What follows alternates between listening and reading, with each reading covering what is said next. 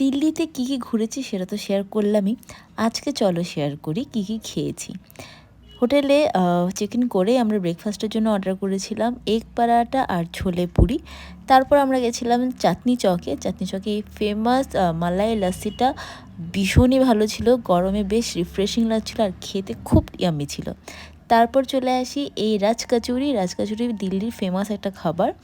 আর দিল্লিরই একটা চাঁদনি চকে একটা গলি আছে, গলিটার নাম হলো পরাঠা গলি। এখানে বিভিন্ন রকম সবজি দিয়ে তোমরা পরোটা পাবে।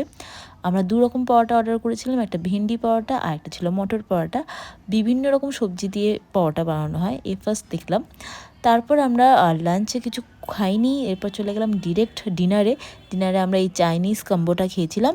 তারপর দিন সকালটা শুরু হয় ছোলা কুলচা দিয়ে, এটা ভীষণ ফেমাস। আর দুপুরবেলা আমরা গেছিলাম কেএফসিতে। কেএফসিতে গিয়ে চিকেনের কিছু আইটেম অর্ডার করেছিলাম। আর দেখো দিল্লিতে এক প্লেটে কটা মোমো দেয়, এত মোমো আমাদের কলকাতাতে তো দেয় না। তারপর লাঞ্চে খেয়েছিলাম আমি রুটি পনির, আর সমী খেয়েছিল এই ছোলে বাটা।